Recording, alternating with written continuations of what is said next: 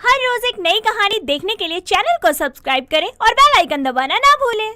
लाल सुर्ख दुल्हन का जोड़ा पहने आरोही संकेत के बगल में नजरें झुकाए मुस्कुरा रही थी। संकेत भी उसे एकटक निहारे जा रहा था। तभी फूलों से सजी धजी गाड़ी दरवाजे पर आकर रुकती है, जहां सीमा हाथों में आरती की थाली लिए हुए खड़ी होती है और बहू बनी आरोही घूंघट करते हुए गाड़ी से बाहर कदम रखती है, जहां उसकी सास सीमा बोलती है, अरे बहू, क्या आज के जमाने की होकर भी इतना बड़ा घूंघट कर रखा है तूने? अरे इन घिसे पिटे नियमों का बोझ उठाने की कोई जरूरत नहीं है। माँ जी, रीति रिवाजों को निभाना मेरे लिए बोझ नहीं है। बहुएं पर्दे में ही शोभा देती हैं। उसकी संस्कारी बातें सुनकर मोहल्ले की सभी औरतें चकाचौंध भरी नजरों से एक दूसरे को देखने लगती है। तभी एक पड़ोसन नीरजा बोलती है, सीमा, तेरे तो भाग ही खुल गए।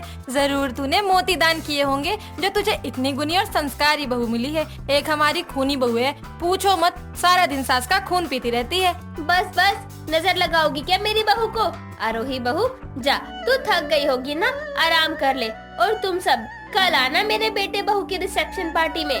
सभी पड़ोसने वहाँ से चली जाती है और आरोही को घूंघट में देखकर संकेत कहता है, इस लाल जोड़े को पहनकर खून करने का इरादा है क्या? ऐसा ही समझ लीजिए। रात गुजरती है और सूरज की तेज किरणों के साथ सुबह हो जाती है। तभी खड़क की आवाज से सीमा की नींद खुलती है और वो आंखें मलते हुए कहती है, अरे ये कौन सुबह सुबह मोहल्ले में झाल मंजीरा बजाने बैठ गया? ये लो, ये खड़का तो मेरे घर के किचन से आ रहा है। कहीं कोई चोर तो नहीं? हे भगवान, देखती हूँ। सीमा दबे पांव कोने में पड़ा हुआ झाड़ू उठाकर किचन में पहुँचती है तो वहाँ आरोही को देखकर बोलती है, बहू तू? जी माँ जी।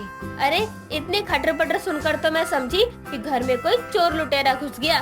वैसे तू इतनी सुबह किचन में क्या कर रही है? और ये चाकू क्यों उठाया हुआ है तूने? खून करने का इरादा है क्या? माँ जी, आप कैसी बातें कर रही हैं? मैं आपको खूनी नजर आ रही हूँ? अरे मैं तो किसी को एक चींटी नहीं मारने देती। वो तो आज ससुराल में मेरा पहला दिन है, इसलिए मैंने सोचा कि आपको कोई शिकायत का मौका ना दूं, तो मैं जल्दी उड़ गई। अरे वाह, जुग जुग जी बहू, तू आराम से काम कर, कोई जल्दी नहीं है, बस थोड़ा खड़का कम कर ले। जी माँ जी, आप जाकर आराम कीजिए। पूरे घर में फूलों के साज बाज के साथ डीजे की धुन रौनक को बढ़ाती है और एक के बाद एक मेहमान अंदर आना शुरू हो जाते हैं।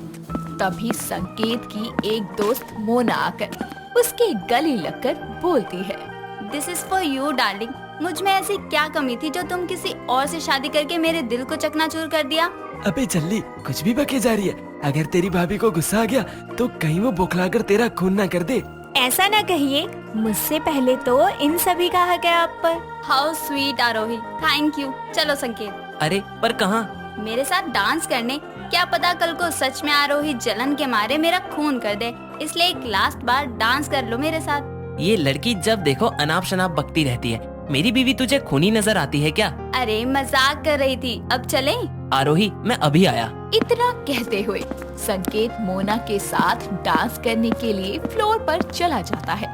थोड़े वक्त बाद पार्टी खत्म होने के साथ आरोही कमरे में शीशे के आगे बैठी ज्वेलरी उतार रही होती है।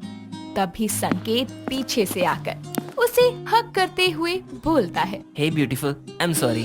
सॉरी? वो किस लिए संकेत? मोना के साथ डांस करने के लिए। तुम्हें बुरा लगा ना? बिल्कुल भी नहीं, मुझे किसी चीज का बुरा नहीं लगा, क्योंकि मैं बहुत अच्छे से जानती हूँ कि आप सिर्फ मुझसे प्यार करते हैं, है ना? हाँ, मैं सिर्फ अपनी आरोही से प्यार करता हूँ। तुम बहुत अच्छी हो, मैं तुम्हारे ट्रस्ट को कभी नहीं तोड़ूंगा। I love you. इतना कहकर दोनों एक दूसरे के गले लग जाते हैं। अगली सुबह संकेत के फोन की घंटी बजती है और वो नींद में फोन उठाकर बात करता है, जिसके बाद वो आंखें बड़ी करके हड़बड़ाया हुआ दरवाजे की तरफ भागता है। और शाम होने पर जब वो घर आता है तो आरोही कहती है, संकेत जी, क्या हुआ? सुबह सुबह आप इतना घबराए हुए घर से निकल गए कुछ भी बिना बताए, फिर मेरा फोन भी नहीं उठाया। सब ठीक तो है ना? Mona is dead. क्या? हे भगवान, ये सब अचानक कैसे हो गया? भगवान मोना की आत्मा को शांति दे। सभी कह रहे हैं कि उसने सुसाइड किया है, पर ये सच नहीं। मोना को जिंदगी से बहुत प्यार था। इतनी हंसमुख लड़की सुसाइड क्यों करेगी भला? मेरा दिल कह रहा है कि उसका खून हुआ है। संकेत जी, मैं आपकी हालत समझ सकती हूँ। आपने अपना दोस्त खोया है, लेकिन मेरी एक सलाह मानेंगे? आप इस मामले से दूर ही रहिए। ये सुसाइड का मामला है और पुलिस पता नहीं कहाँ तक तहकीकात करेगी, तो जरा सोचिए। तुम ठीक कह रही हो। गुजरते वक्त के साथ संकेत के दिलो दिमाग से मोना के जाने का एहसास भी मिट जाता है। एक दिन सीमा अपनी पड़ोसन बबीता को घर पर आता देखकर कहती है, अरे बबीता, आज भोली भटकी यहाँ कैसे आना हुआ? बहू, ओ आरोही बहू, जरा जल्दी से चाय पानी तो ले आ। आरोही हाथों में चाय की ट्रे लिए हुए आकर बबीता के पैर छूकर बोलती है, नमस्ते बबीता आंटी जी। अपना ये ढोंग अपनी सास के आगे चलियो। इस कुलक्षणी की वजह से ही संकेत ने मेरी फूल जैसी निशा का रिश्ता ठुकरा दिया था। अरे अगर आज वो इस घर में आती तो भर भर के सामान लाती। न जाने इस कलमुही ने क्या जादू कर दिया था जो निशा का रिश्ता छोड़कर इससे शादी कर ली संकेत ने। अरे ये तो मेरी निशा के पैर की धूल बराबर भी नहीं है। अरे बबीता, क्या फिर से पुरानी बातें लेकर बैठ गई तू भी? ये मेरी बहू के संस्कार है जिसने उसे रोक रखा है, वरना उसके होठ भी सिले हुए नहीं है। वो चाहे तो वो भी तुझे पलटकर जवाब दे सकती है। माँ जी, जाने दीजिए। माँ कहती थी कि बड़े बुजुर्गों की डांट में भी प्यार छुपा होता है।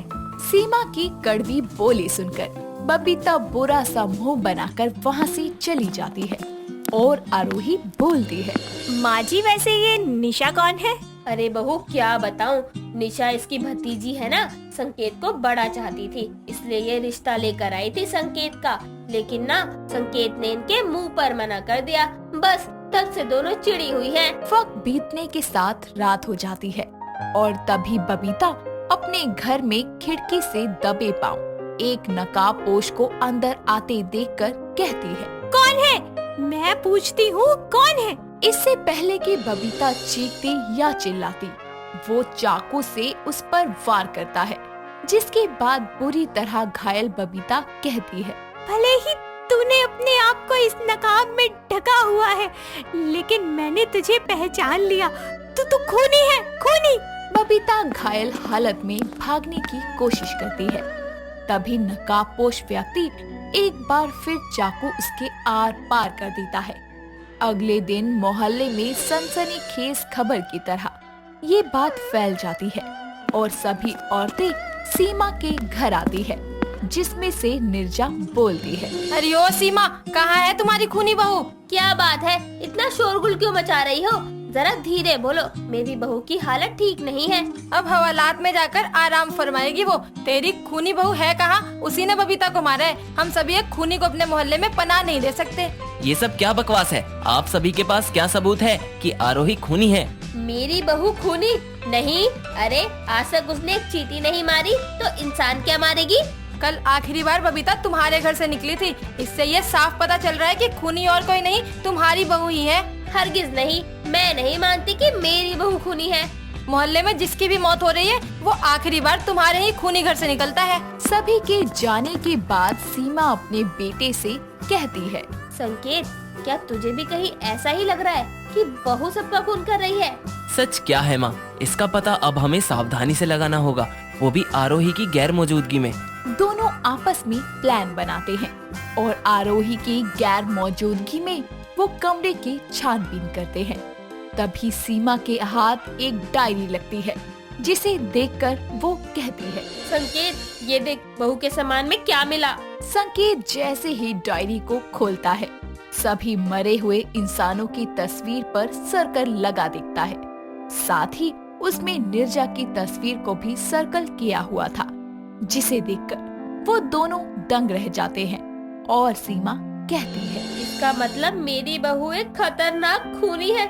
मुझे तो विश्वास नहीं हो रहा, जिसे मैंने गाय जैसी समझा वो असल में शेरनी है जो इंसानों का खून करती है।